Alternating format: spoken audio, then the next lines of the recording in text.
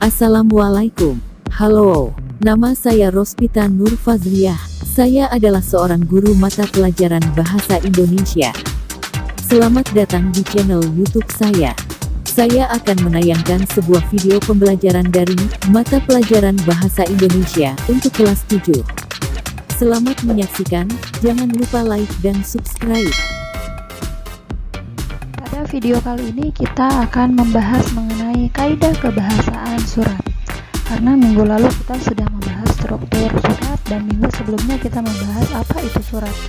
Dalam kaidah kebahasaan surat kita akan membedah bagaimana bahasa yang digunakan dalam surat pribadi dan juga surat dinas. Kita akan mulai dengan membahas bahasa dalam surat pribadi. Yang pertama kita akan membahas dari atas dulu, yaitu salam pembuka surat pribadi. Sebenarnya di atas salam pembuka itu ada tanggal ya, penulisan tanggal. Penulisan tanggal itu sudah umum, dimulai dengan nama tempat atau nama kota, tempat ditulisnya surat, lalu menggunakan tanggal berapa dia menulis surat. Nah, dalam salam pembuka surat pribadi itu ada bahasa yang digunakan. Salam yang digunakan dalam surat pribadi tergantung pada penerima surat. Jadi tergantung siapa yang akan menerima suratnya. Jika penerima surat adalah teman sebaya, maka salam yang kita gunakan menjadi lebih akrab. Namun, jika penerima surat adalah seorang guru, maka kita gunakan salam yang lebih sopan dan memberi kesan yang hormat. Ya, contohnya yang pertama ada salam kangen sahabatku. Nah, ini biasanya ditujukan untuk seorang sahabat atau teman sebaya karena dia sudah akrab, jadi menggunakan kata salam kangen. Lalu yang kedua, Assalamualaikum warahmatullahi wabarakatuh. Ini sebenarnya juga salam yang umum, tapi biasanya ditujukan pada sesama muslim karena kita tidak mungkin menggunakan salam ini kepada non muslim ya.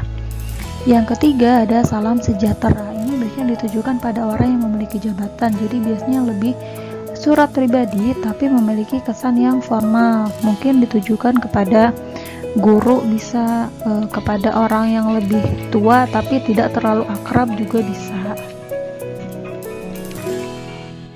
Oke, baik, selanjutnya adalah kalimat pembuka surat pribadi.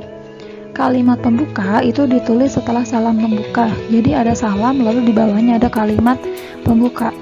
Kalimat pembuka biasanya berisi pertanyaan seputar kabar, kegiatan harian, atau kalimat pengantar atas maksud dibuatnya surat. Isi pembuka surat akan berbeda antara satu dan yang lainnya. Sebenarnya tidak ada format kalimatnya karena tergantung pada maksud dan tujuan dibuatnya surat tersebut. Jadi nggak ada yang namanya kalimat bakunya, nggak ada kalimat yang harus seperti ini atau harus seperti itu. Jadi itu tergantung pada si pembuat surat dan juga tergantung pada penerima suratnya. Contohnya, apa kabarmu Mila? Nah, ini ditujukan kepada seorang sahabat atau teman yang sudah akrab yang bernama Mila. Ada juga Bunda, dia merindukan Bunda. Nah, ini diawali jika seorang anak mengirim surat pribadi kepada Bunda atau ibunya. Lalu yang terakhir, dengan datangnya surat ini, saya hendak memberitahukan sesuatu. Nah, dengan melihat kalimat ini bisa kita simpulkan bahwa kalimat pembuka ini ditujukan kepada orang yang lebih tua, tapi seseorang yang kita hormati juga. Selanjutnya adalah kalimat penutup surat pribadi.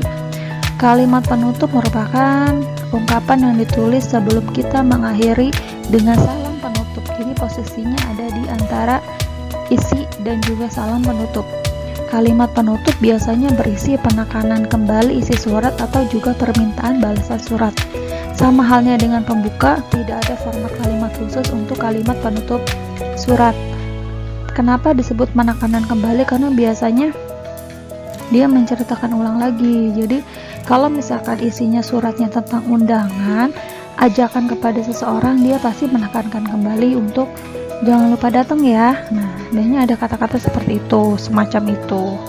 Nah, ini contohnya, sekian dulu suratku, kutunggu balasanmu ya.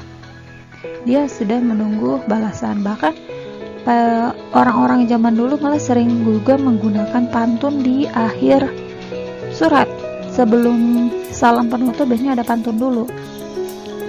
Pantun yang paling sering digunakan dalam menulis surat adalah 4 kali 4 sama dengan 16. Sempat tidak sempat, jangan lupa dibalas. Nah, biasanya begitu. Yang kedua ada terima kasih Bunda karena mengizinkanku pergi liburan. Nah, ini penekanan kembali. Yang terakhir, sekian surat yang dapat saya sampaikan, mohon dimaklumi atas keadaan saya. Nah, ini juga sama, penekanan kembali juga ya, sebelum salam penutup. Terakhir, baru ada salam penutup surat pribadi. Salam penutup ditulis untuk mengakhiri surat, jadi letaknya di akhir, sebelum tanda tangan dan nama pengirim surat.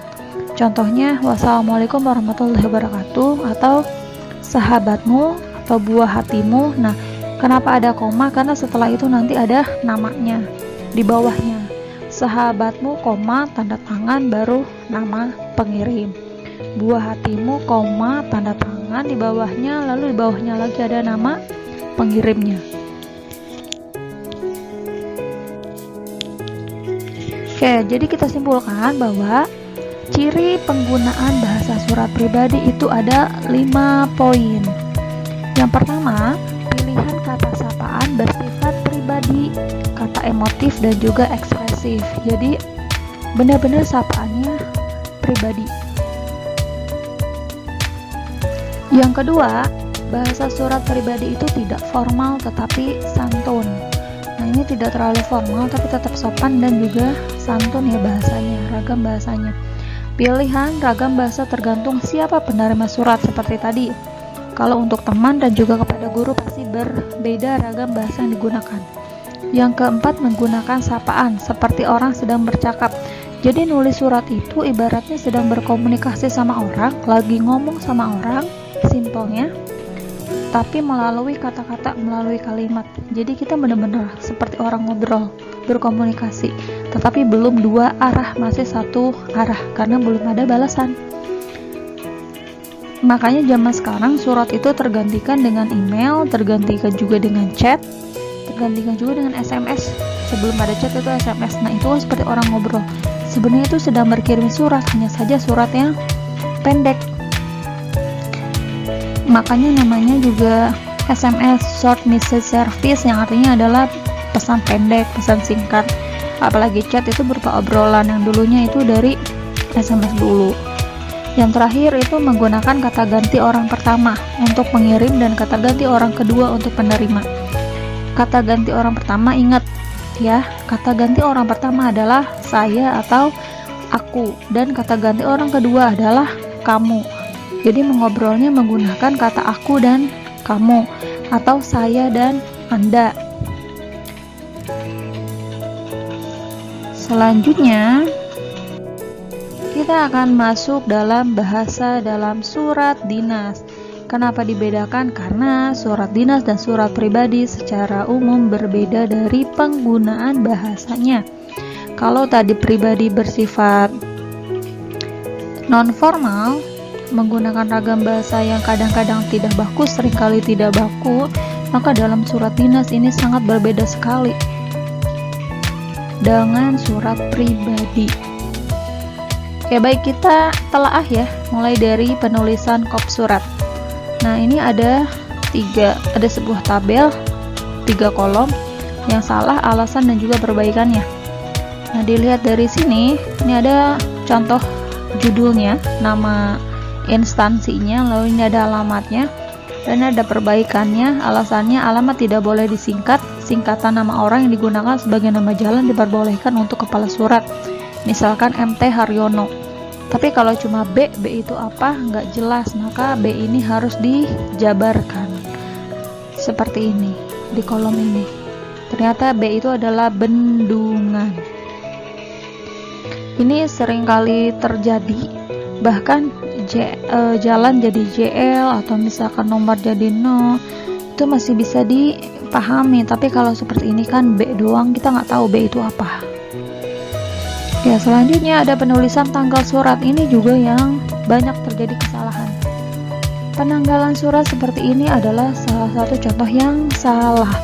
Bukan 4 Juni kutip 15 atau 4/6/2015, bukan seperti itu. Nah, penggunaan tanda titik pada akhir penanggalan, pemakaian singkatan, penggunaan angka untuk bulan, dan penggunaan nama kota tidak diperkenankan. Ya, nama kota tidak diperkenankan karena sudah ada di dalam kop surat. Jadi ini yang betul ya. 4 Juni 2015, tanggalnya ditulis dengan angka, bulannya harus disebutkan bukan bulan 6, tapi dituliskan 6 itu adalah bulan Juni, J-nya diawali dengan huruf kapital, 2015 ditulis dengan angka. Lalu selanjutnya adalah penulisan perihal surat. Perihal surat berarti surat yang disampaikannya tentang apa? Yang salahnya adalah hal surat di sini, kata hal tidak perlu menggunakan tanda titik nih. Permohonan penceramah titik. Permohonan penceramah ini nggak ada titiknya, tapi yang salahnya adalah nih P di sininya besar, harusnya P besar itu ada di awal kalimat saja, ini nggak usah. Apalagi ini yang kedua, yang ketiga. Halnya permohonan penceramahnya itu kapital semua, ini salah karena ini bukan judul. Yang keempat, hal permohonan penceramah.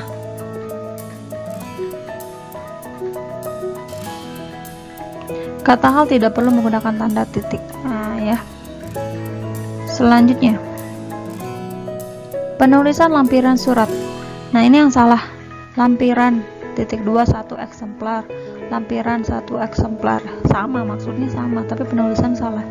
Tidak ditulis angka, tidak diakhiri titik. Kata lampiran yang disingkat memerlukan tanda titik. Nah, ini lihat.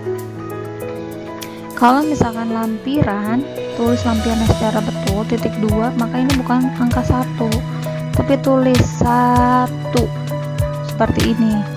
Lalu ini kenapa salah? Karena setelah lam itu tidak pakai titik. Harusnya pakai titik. Karena ini adalah singkatan, titik itu menandakan bahwa oh dia tuh belum selesai sebenarnya.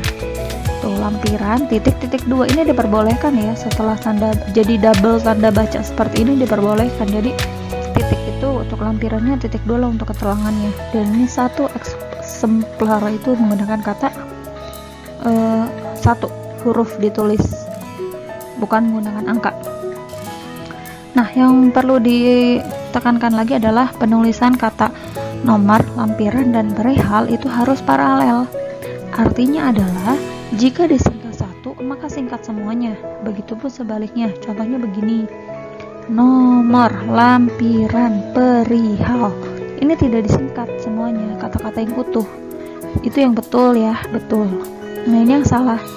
Nomor, lampiran, hal. Ini bukan hal, jadinya perihal. Jangan juga lampiran, hal. Ini juga salah. Jadi singkat 1, singkat semua, tidak disingkat 1, tidak disingkat semuanya. Selanjutnya penulisan alamat surat. Nih, lihat.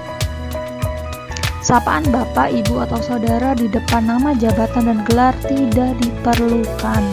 Sapaan hanya dipergunakan untuk mengiringi nama orang yang tidak diawali dengan gelar. Ketika seseorang punya gelar, nih gelar tuh ini namanya nih doktor. Ini doktor dibacanya bukan dokter, berbeda karena D-nya besar. Kalau dokter D-nya kecil. Sepele tapi penting. Kalau ditujukan kepada Dr. Tono, Jalan Bendungan Sempor 1 Malang, maka tidak perlu menggunakan kata bapak karena sudah ada ini gelar di depannya. Ini juga sama. Yang terhormat Bapak Direktur Jenderal Pajak Jalan Bintaro bla bla bla bla. Ini salah karena seharusnya tidak ada kata bapak. Langsung yang terhormat Direktur Jenderal Pajak, entah itu direkturnya mau perempuan atau laki-laki, ini nggak perlu menggunakan kata sapaan. Bapak, ibu, atau saudara itu merupakan kata sapaan untuk menyapa seseorang. Selanjutnya adalah penulisan isi surat. Kesalahan penggunaan tanda koma ini sering kali kesalahan. Kenapa?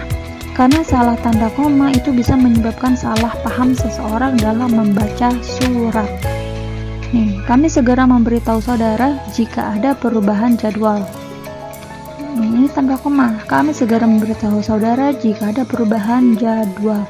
Ini kan satu kalimat utuh, jadi tidak perlu menggunakan koma.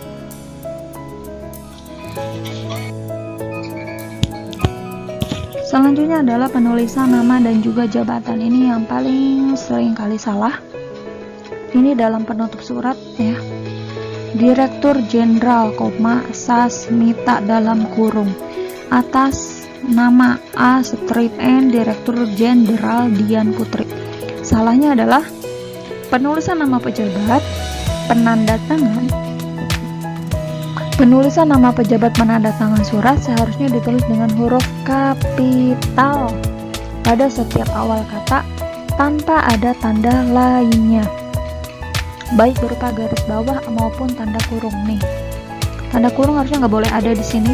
Sasmita penulisannya sudah betul, diawali dengan huruf kapital, lainnya kecil, tapi salahnya adalah tanda kurungnya ya. Yang kedua ini AN, nggak ada yang namanya A garis miring N itu atas nama, tapi menggunakan titik. A titik N titik. A itu artinya atas, N itu nama, atas nama Direktur Jenderal, Dian Putri. Nih beda sama ini. Kalau yang ini menggunakan huruf kapital semua itu salah, karena bukan judul. Dian Putri harusnya menggunakan huruf kapital hanya di awal nama, seperti kaidah nama pada umumnya. Terakhir, ini yang paling sering sekali salah. Penulisan gelar. Sering kali terjadi kesalahan ketika menulis gelar seseorang.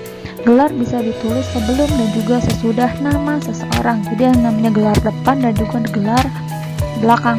Contohnya, Profesor Doktor. Nah, ini dibacain seperti ini. Profesor Doktor Nikola Saputra, Magister Pendidikan, Magister Humaniora. Di sini D-nya besar, jadi dibacanya doktor bukan dokter. Penulisan kata yang disingkat harus diakhiri dengan tanda baca titik. Nih singkat Prof titik Dr titik MPD M titik PD titik. Setelah nama gunakan tanda koma sebelum gelar. Nih, ini kan nama. Yang membedakan nama dengan gelar adalah penggunaan tanda koma. Juga tanda koma digunakan pada jika gelarnya ganda. Gelarnya ada dua. Jika gelar belakang ada dua atau ganda, gunakan tanda koma meskipun sebelumnya ada titik dari singkatan gelar pertama, itu tidak masalah. Seperti tadi ada dua tanda baca beriringan ya, M titik PD titik, M hum. Titik ini merupakan singkatan dari pendidikan yang ini belum selesai, maka gunakan koma karena masih ada gelar selanjutnya. Nah, semoga bisa dipahami dan semoga tidak salah lagi setelah mengetahui bagaimanakah kaidah kebahasaan penulisan gelar yang betul dari nama seseorang. Oke, baik. Penulisan ejaan pada surat dinas memang lebih rumit daripada surat pribadi. Hal tersebut dikarenakan surat dinas menggunakan kata-kata baku dan ragam bahasa resmi atau formal. Jadi wajar saja jika lebih rumit. Terima kasih sudah menyaksikan video kali ini, semoga bermanfaat. Sampai bertemu pada video selanjutnya. Wassalamualaikum warahmatullahi wabarakatuh.